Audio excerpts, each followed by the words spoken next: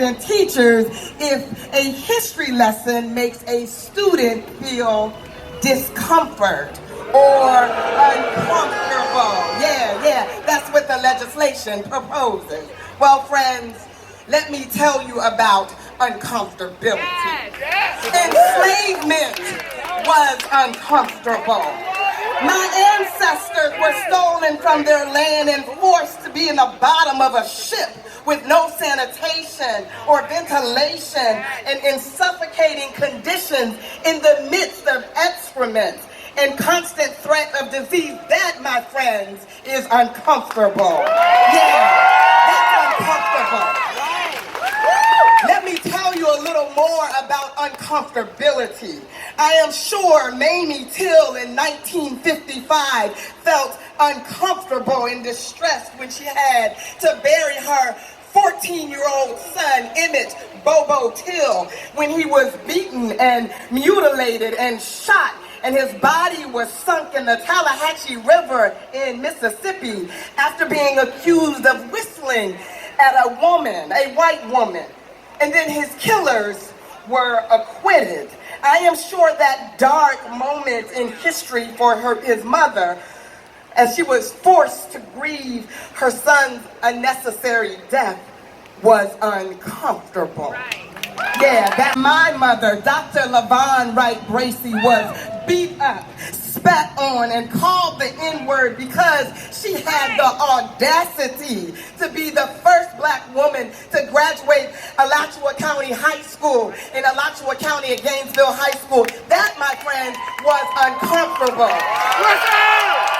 Honor her sacrifice by hearing and learning her story despite how uncomfortable it may make us feel.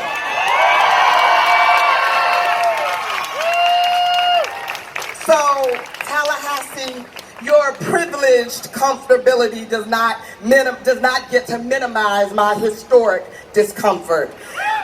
So my message to you is get comfortable with being uncomfortable.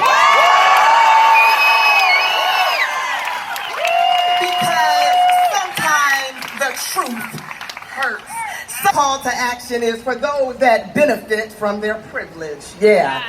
It is time for you to stand in solidarity and in support of the marginalized. Yeah. I need you to vocalize your concerns. It's time for you to use your voice and your privilege to speak for the least of these. The old safety adage applies to you in this situation.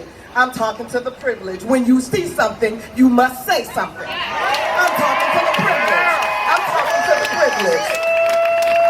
Stop hanging out on the sidelines. We need you to take a strong vocal stance against division and hate in all of its forms. Because remember, Martin Luther King said, in the end, we will remember not the words of our enemies, but the silence of our friends.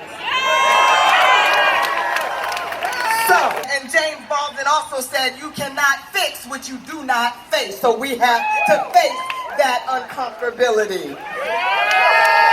So with that, ladies, tired of unjust statutes and regulations and discriminatory policies and practices and procedures. We are tired, but we must keep our eyes on the prize. The prize is fairness. The prize is justice. The prize is racial tranquility.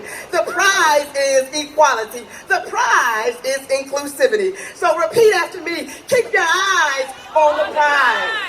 I said keep your eyes on the prize.